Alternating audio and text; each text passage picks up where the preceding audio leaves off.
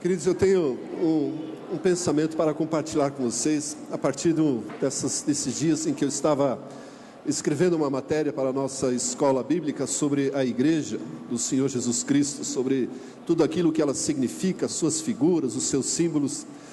E um pensamento me ocorreu, e isso vem de encontro à experiência, provavelmente, da maioria de nós, se não todos. E a pergunta que talvez nós já nos fizemos é que se existe uma igreja ideal, perfeita, uma igreja onde nós tenhamos tudo aquilo que nós esperamos. E certamente, talvez essa pergunta esteja no coração de muitos, especialmente em função das nossas recentes experiências.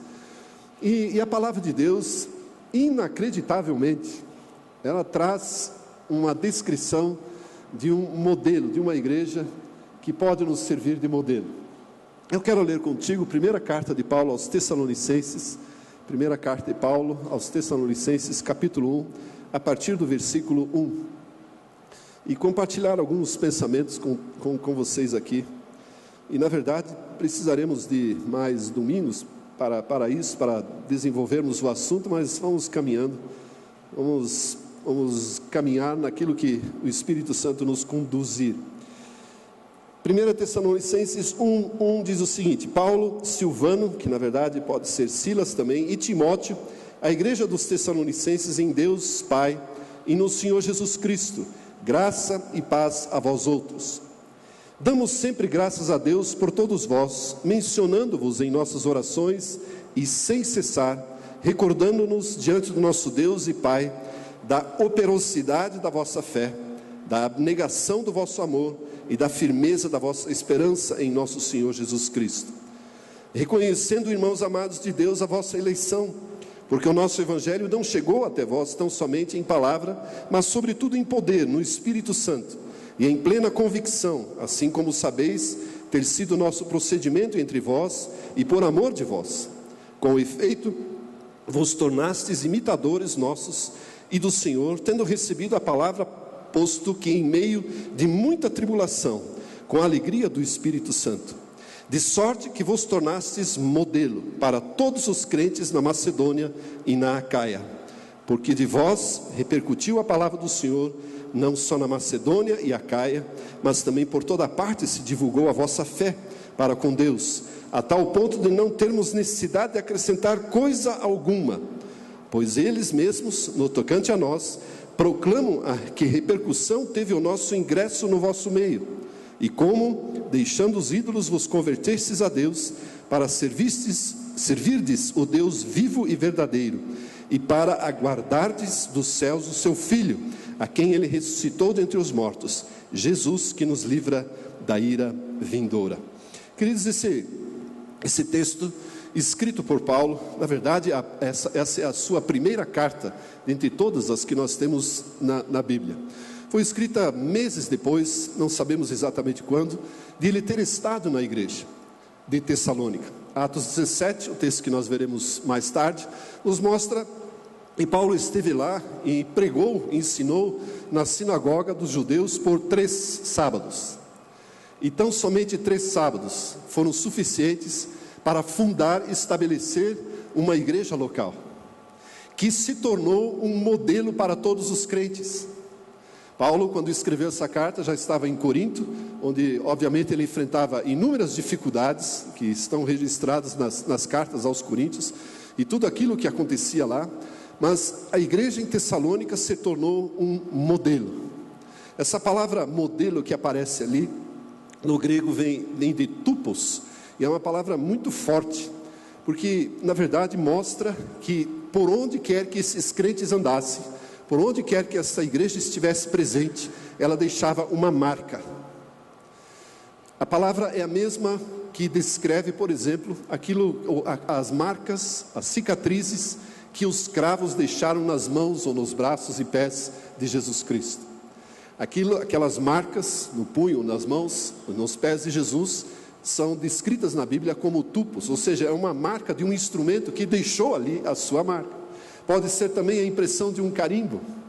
Ou seja, a igreja em Tessalônica se tornou um tupos, um modelo, e por onde quer que aqueles crentes andassem, eles deixavam uma marca.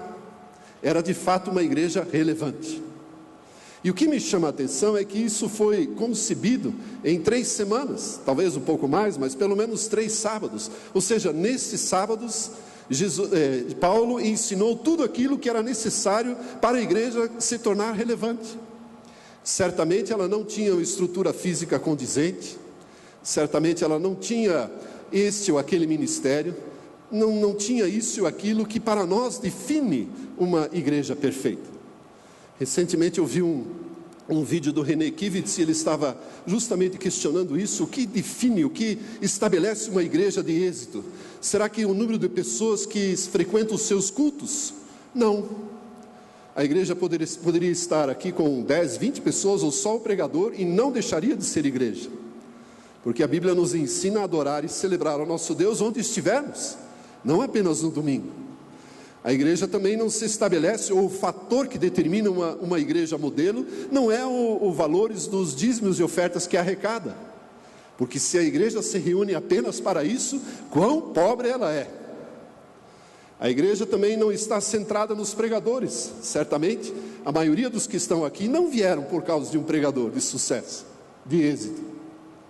Estão aqui por outros motivos, outras razões.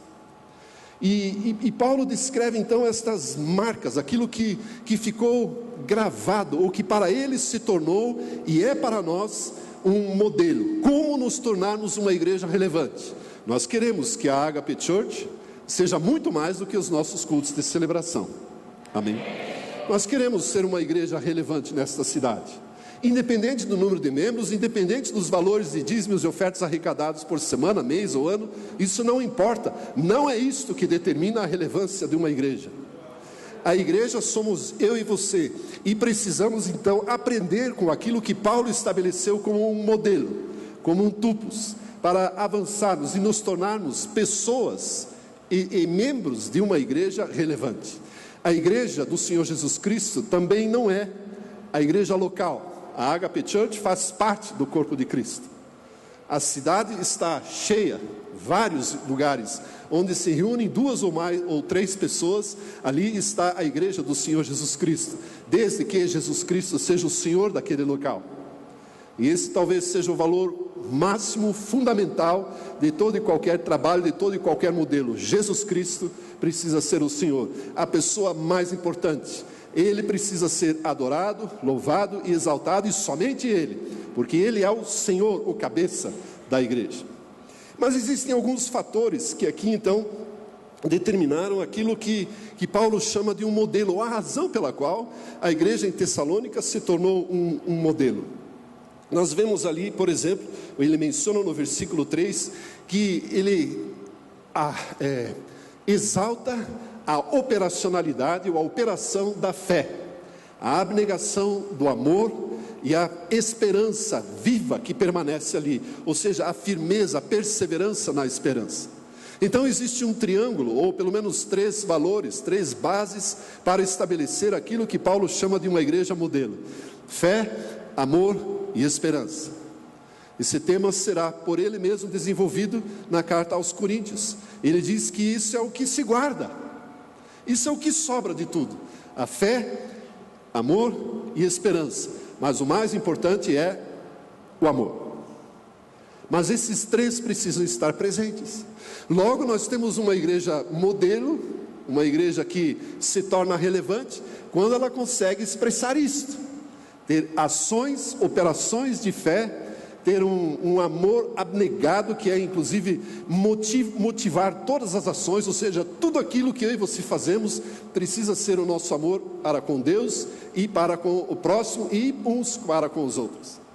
E a firmeza na esperança de que Jesus Cristo volta, de que Jesus Cristo está vivo, de que Ele está sentado à direita de Deus Pai. Então se estabelece uma simplicidade na igreja. Não é mais fácil pensar assim? Qual é a igreja modelo? Qual é a igreja perfeita, onde nós encontramos fé, amor e esperança? Não estrutura, não volume de dízimos, não número de membros, isso não determina a igreja. Não mensagens de um determinado pregador, o show do louvor, ou isso e aquilo. Isso não determina a relevância da igreja. O que faz ela de fato importante é quando existe fé, amor e esperança, segundo Paulo. E isso fez com que esta igreja, depois de 3 semanas, queridos, 3 sábados apenas, em Corinto, para você ter uma ideia, Paulo ficou 18 meses, 1 ano e meio, e foi a igreja mais problemática que ele já encontrou. Então não é o tempo que se estabelece para lá, é assim a forma como pessoas recebem aquilo que lhes foi ensinado. Depois de 3 semanas, Paulo tem a convicção de que esses fatores presentes na igreja permitirão que a palavra de Deus repercuta, que a fé fosse divulgada por todos os lugares, que os ídolos fossem abandonados, que houvesse a conversão a Deus, e por isso servissem ao Deus vivo, e permitiu que aguardassem a volta de Jesus Cristo. Na verdade, a confusão em torno da volta de Jesus é que motivou a produção das 2 cartas. Então Paulo, no início do seu ministério, durante a segunda viagem, estabelece e encontra uma igreja modelo, como eu disse, firmado nesses três valores, que nós podemos chamar de fundamentais. Isso me impactou, porque existem tantos estudos sobre igreja, tantas dinâmicas, estratégias, para proporcionar um crescimento de igreja, para fazer isso, para fazer aquilo, e talvez pouco se invista na formação da essência da igreja, que é a centralidade da pessoa de Jesus Cristo, e firmar esses 3 valores. Eu confesso a vocês que eu tinha uma apostila já praticamente montada sobre a igreja, joguei tudo fora, vou começar de novo, porque isso aqui mudou a minha forma de ver. Paulo tinha uma outra visão de igreja que nós temos. Ele tinha a visão do Senhor Jesus Cristo, para estabelecê-la em fé, amor e esperança. E é sobre isso que nós precisamos conversar, na verdade, e aprender sobre isso, se de fato queremos ser uma igreja relevante. Queremos, amados? Queremos impactar esta cidade, queremos mudar isto. Queremos fazer com que a igreja do Senhor Jesus Cristo de fato floresça, cresça, mas não o número de membros de determinados cultos, que a igreja do Senhor Jesus Cristo cresça, que Jesus Cristo seja exaltado. A partir desse modelo, então, eu não quero parecer utópico ou falar algo aqui que pareça impossível de se realizar. O que eu penso é que Paulo não tinha os recursos que nós temos, nem da mídia eletrônica, nem meios de transporte, a rapidez com que nós hoje podemos fazer as coisas. Paulo era ele montado talvez num cavalo, num jumento, seja lá o que for, mas incansável em promover o propósito de Deus, em estabelecer o reino de Deus. E talvez esta seja uma característica que falte em nossos dias, e que nós precisamos buscar e encontrar da parte de Deus. Então eu quero conversar hoje um pouco sobre o primeiro aspecto, que é a operação da fé, a ação da fé, ou as obras da fé, das quais Paulo fala. E aí, voltando atrás ao texto, eu quero procurar com você, olhar com você, o livro de Atos, capítulo 17, onde nós encontramos o momento, o tempo, em que a igreja foi formada. Atos, capítulo 17, a partir do versículo 1. E em 9 versículos nós temos todo o relato da passagem de Paulo por Tessalônica, e como ele fundou esta igreja, que resultou numa igreja modelo. Versículo 1 de Atos diz o seguinte: tendo passado por Anfípolis e Apolônia, e antes disso, no capítulo 16, 15 e 16, parte do 15 e 16, ele esteve em Filipos, e ali teve a sua primeira experiência amarga de passar algum tempo na prisão e ser açoitado, isso e aquilo. E talvez a partir dali surja a história de que Paulo, ao entrar numa cidade, e como aqui em Anfípolis, Apolônia e Tessalônica, de que ele procurava 2 coisas: a sinagoga, onde ele poderia ensinar e proclamar e pregar a palavra de Deus, e a cadeia, onde provavelmente ele passaria a noite. Então, eu creio que essa é uma rotina na vida de Paulo, né? A angústia e a aflição fizeram, e o seu ministério fizeram com que isso sempre acontecesse. Diz então o texto: tendo passado por Anfípolis e Apolônia, chegaram a Tessalônica, onde havia uma sinagoga de judeus. Paulo, segundo o seu costume, foi procurá-los, e por 3 sábados arrazoou, compartilhou com eles acerca das Escrituras. Arrazoar significa debater, discutir. E aqui ele está com os judeus de lá, expondo e demonstrando ter sido necessário que o Cristo padecesse e ressurgisse dentre os mortos, E este, dizia ele, é o Cristo, Jesus, que eu vos anuncio.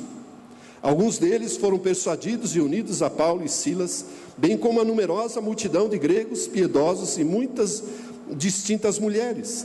Os judeus, porém, movidos de inveja, sempre os judeus movidos de inveja, trazendo consigo alguns homens maus dentre a malandragem, ajuntando a turba, alvoroçaram a cidade e, assaltando a casa de Jason, procuravam trazê-los para o meio do povo.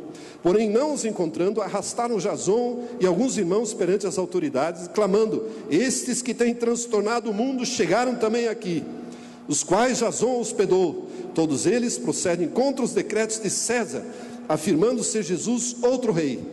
Tanto a multidão como as autoridades ficaram agitadas ao ouvirem essas palavras.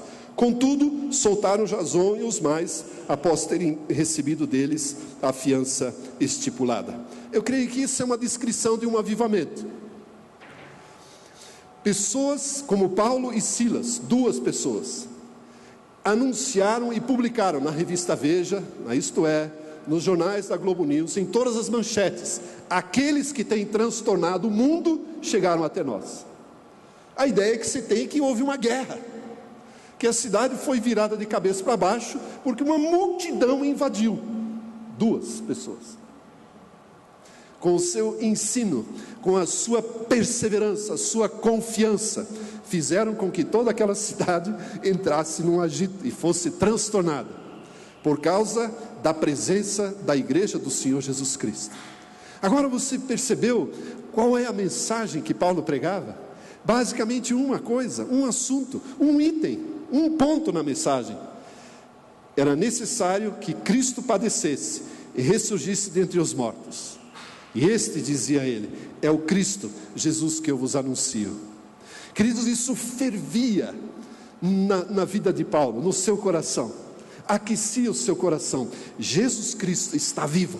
Jesus Cristo venceu o pecado, venceu a morte, venceu Satanás e está vivo. A ressurreição de Jesus Cristo é verdadeira, e ele tiveram uma experiência extraordinária com o Jesus ressurreto. Queridos, e essa convicção eu e você precisamos ter.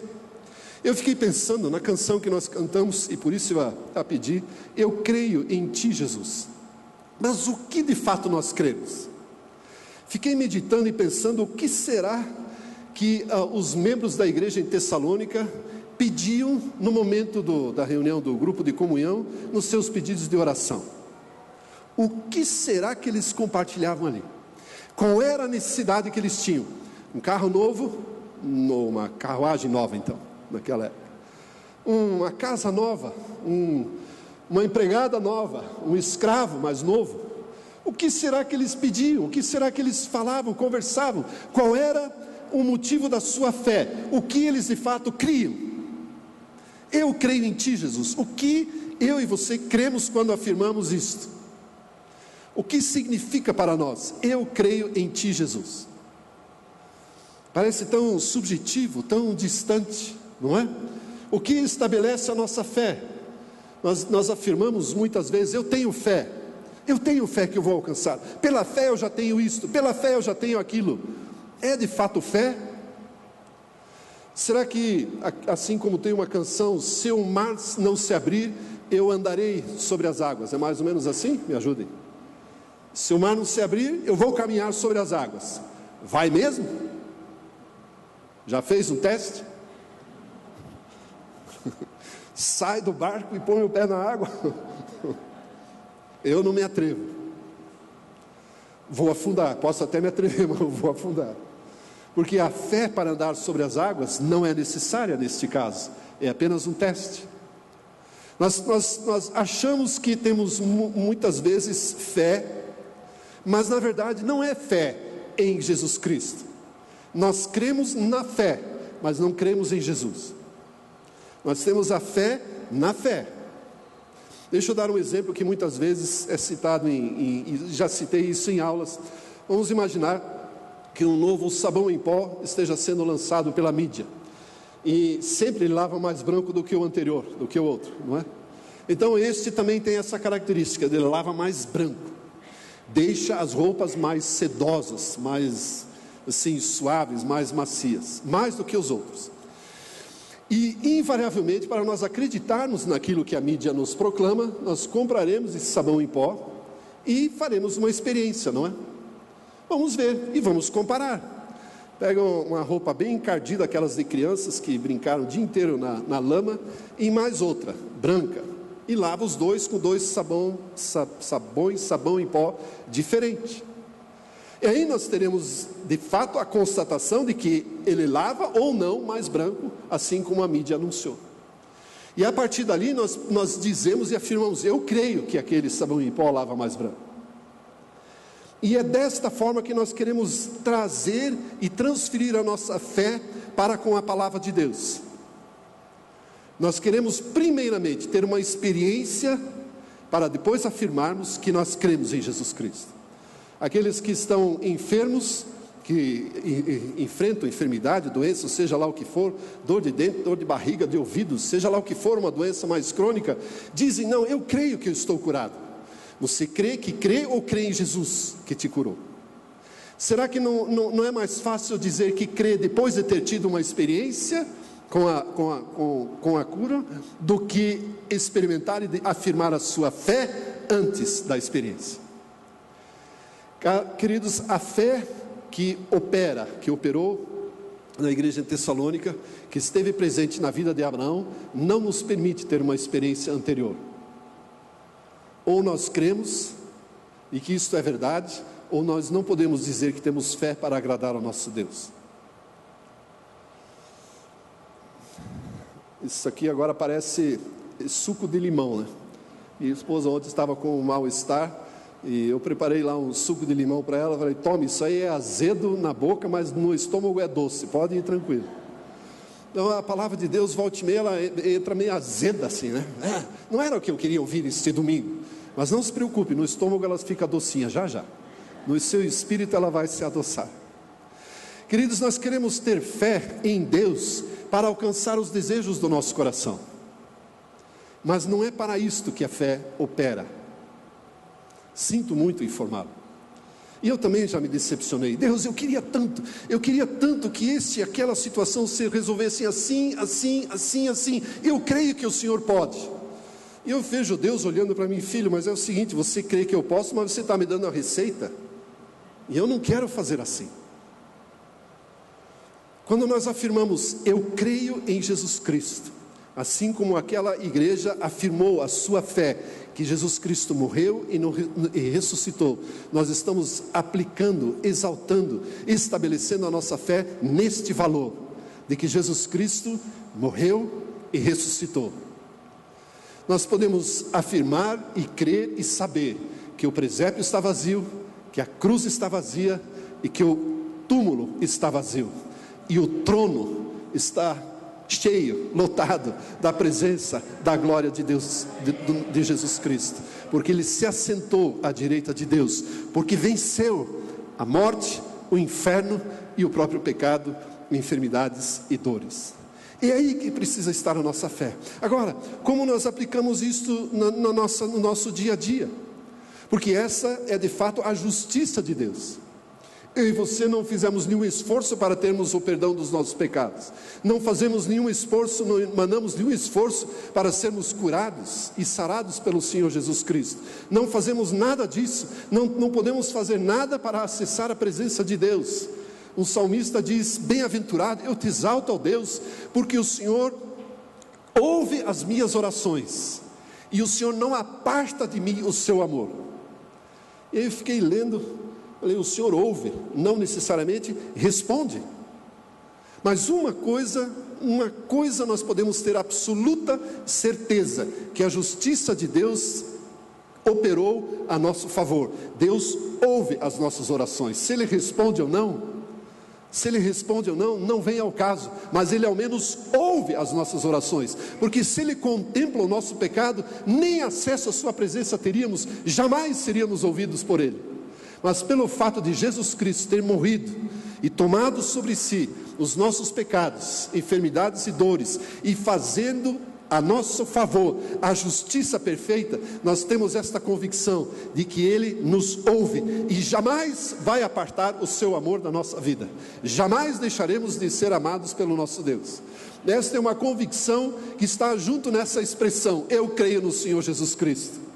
A certeza de que os nossos pecados estão perdoados, a certeza de que Ele tomou sobre si enfermidades e dores, a certeza de que Ele ouve as nossas orações, a certeza de que nós temos acesso irrestrito à sua agradável, maravilhosa e gloriosa presença, sem constrangimentos, do jeito que estamos,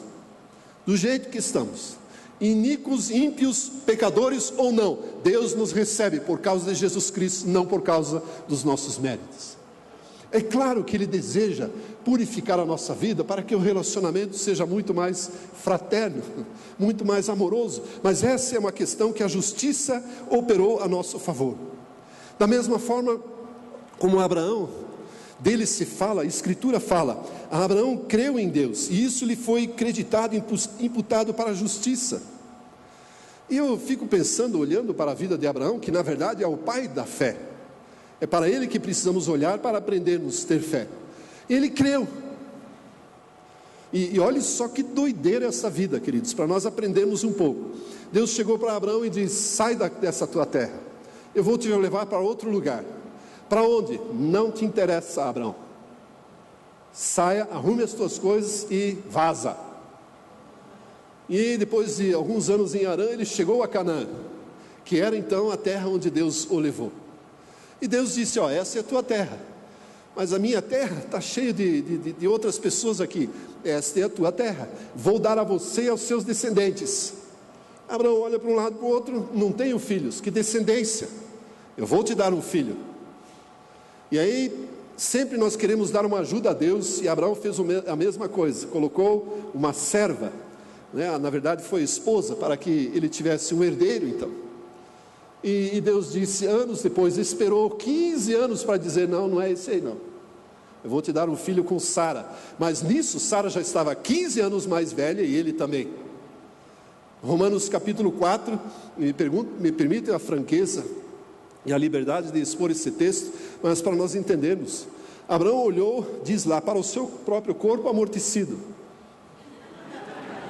99 anos, olhou para Sara, 90 anos, por mais linda e formosa que fosse, mas 90 anos, estéril. Como que vai nascer um filho disso? Como que faz? E aí Deus disse: daqui a um ano eu vou voltar. Agora, vocês já se colocaram na posição de Abraão? Bom, daqui a um ano eu tenho que ter um filho. Como que eu vou fazer? Sara começa a trazer um buquê de flores, começa a namorar, convidar para jantar, e se engraçar de novo, porque afinal eles tinham 3 meses para voltarem às atividades que já não existiam. Desculpe, é que a Bíblia é honesta, não fala dessa linguagem, mas está ali.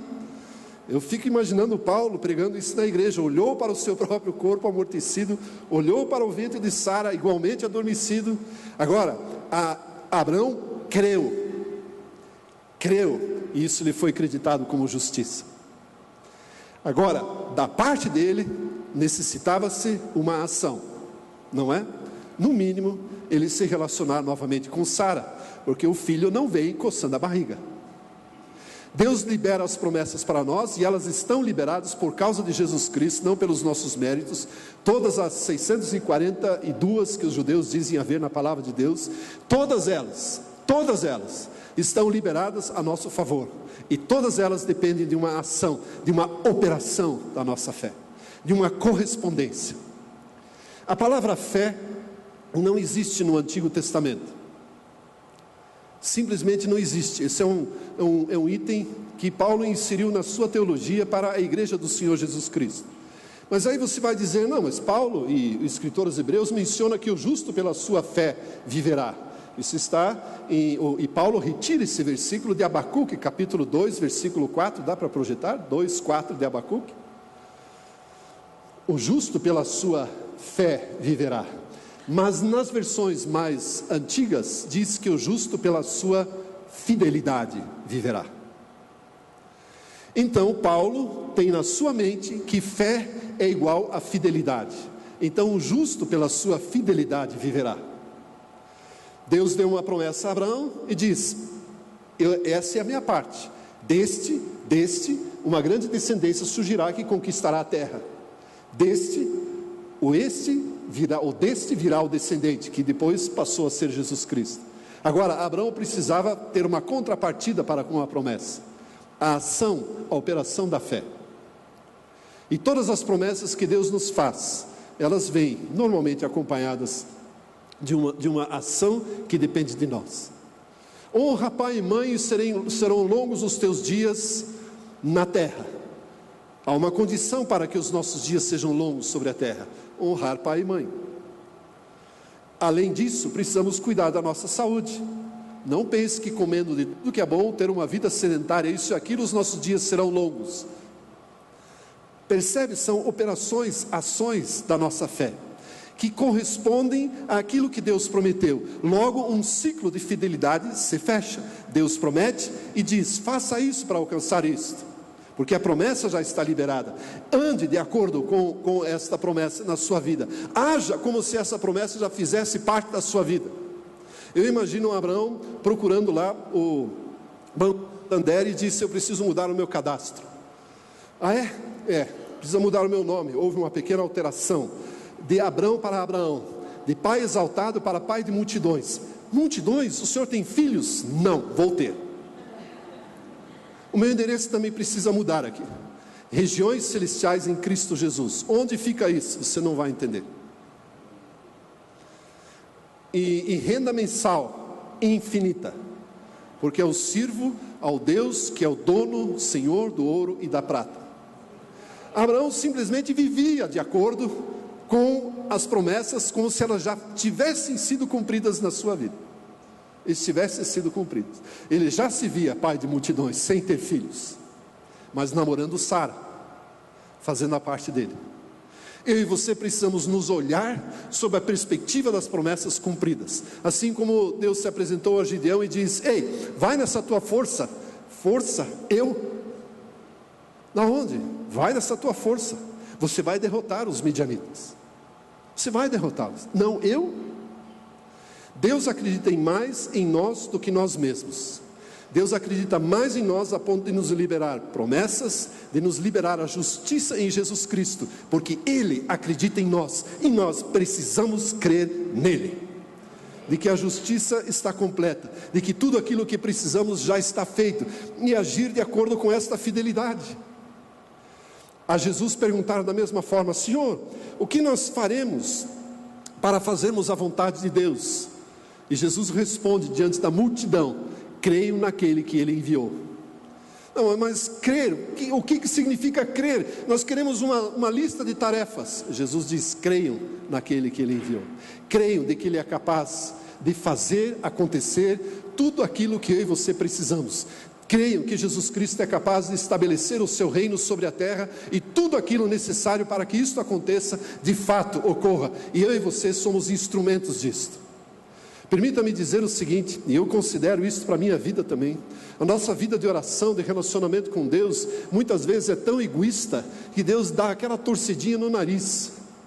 Ele diz: eu não quero isto na sua vida de oração. Por que você não olha para o reino de Deus, para as necessidades do reino? Deixa que da sua vida privada, particular, dos seus, entre aspas, probleminhas, eu cuido no tempo apropriado. Mas nós nos deixamos levar pelas circunstâncias. Imagine se Abraão olha para o seu corpo amortecido e para Sara e diz: não vai rolar esse negócio, não vai dar. Percebe? Nós nos deixamos envolver por aquilo que acontece à nossa volta, enquanto que devemos olhar para cima, para Jesus Cristo. Lá fora, o mundo ninguém vai entender isto. Não vão entender. Porque na verdade, eu e você nem deste mundo somos, como diz Pedro. Somos forasteiros e estrangeiros. A nossa pátria já está garantida, já está estabelecida nas regiões celestiais. Estamos aqui de passagem. E nos ocupamos tanto com as coisas do nosso dia a dia, enquanto que Deus tem como prioridade o seu reino, e esta deveria ser a nossa prioridade também. Então as obras da fé são aquelas que correspondem à promessa, completando o ciclo de fidelidade. Abraão carregava consigo uma marca. Deus disse antes da promessa se cumprir, Gênesis 17: você precisa se circuncidar. Corte o prepúcio do seu órgão sexual. Corte um pedaço da pele ali. E cada vez que você olhar, você vai perceber que nós dois temos uma aliança. É uma marca da aliança. Cada vez que Abraão, desculpe mais uma vez a sinceridade, ia fazer xixi, ele lembrava que tinha uma aliança com o seu Deus. Perdoe-me se você se ofende com isso, mas é assim que funciona. Para que justamente ele lembrasse sempre que ele precisava corresponder à promessa de Deus, e que Deus iria cumprir a sua promessa. Eu e você igualmente temos um selo, uma marca. Paulo aos Romanos chama aquilo que Abraão experimentou como o selo da justiça da fé. E eu fiquei olhando, pensando, qual é o nosso selo? E lembrei do texto de Efésios 1:14, que diz que nós somos selados, marcados com o Espírito Santo da promessa. Assim como Abraão tinha sempre, visivelmente, a marca da aliança que Deus havia feito com ele, eu e você temos a presença do próprio Deus em nós, através do Espírito Santo de Deus, testificando, nos convencendo de que as promessas de Deus são reais, de que a obra de Cristo é completa, de que ela é real, verdadeiramente aconteceu, que de fato o presépio está vazio, que de fato a cruz está vazia, por mais que insistam em colocá-lo lá, de que o túmulo está vazio, porque ele venceu a morte, venceu o diabo, venceu pecados, dores e enfermidades. Queridos, isso precisa ser repetido nos nossos corações. Jesus Cristo está vivo, Jesus Cristo está vivo, Ele não está morto, Ele não está inerte, não está passivo, Ele está ativo, intercede por nós, à direita do Deus Todo-Poderoso, reina absoluto, soberano, sobre todo o universo, e se importa com a nossa vida, porque Ele morreu por cada um de nós. Essas são as verdades. Isso significa, pelo menos para mim, ao dizermos eu creio em Jesus Cristo, eu creio em Jesus Cristo, era isso que movia a igreja primitiva. Ao afirmarem, e você pode ler o livro de Atos e vai encontrar, nenhum deles testemunhava sobre as manifestações do Espírito Santo em suas vidas, por mais que houvesse. Ninguém estava compartilhando, eu oro em línguas agora, eu tenho a palavra da sabedoria, nada disso. Procure e leia em Atos e você vai encontrar a essência da mensagem dos apóstolos. Eles testemunhavam da ressurreição de Cristo. Para eles era o fato mais importante da sua existência. Jesus Cristo, o Redentor, o seu Senhor, o meu Senhor, o nosso Redentor está vivo, assentado à direita do Deus Todo-Poderoso, do nosso Pai Celestial.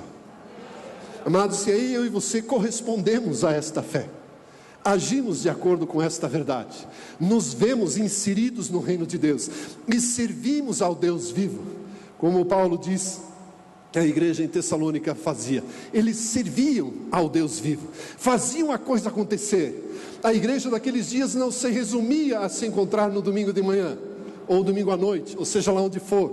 Não se resumia, e não era só os encontros gostosos das nossas casas, de comunhão, de oração, disso, daquilo. A igreja se tornou relevante. Todo mundo na Ásia, todos os crentes na Ásia, sabiam o que acontecia na igreja de Tessalônica. E o meu desejo é que toda Curitiba, arredores, saiba o que acontece na igreja de Curitiba. Na igreja em Curitiba, onde Jesus Cristo é o Senhor, onde esses três fundamentos estão firmados, fixados: a fé, o amor e a esperança. A fé operante, viva, que encontra em nós a fidelidade, a correspondência às promessas que Deus faz, e que encontra em nós uma correspondência àquilo que Jesus Cristo faz.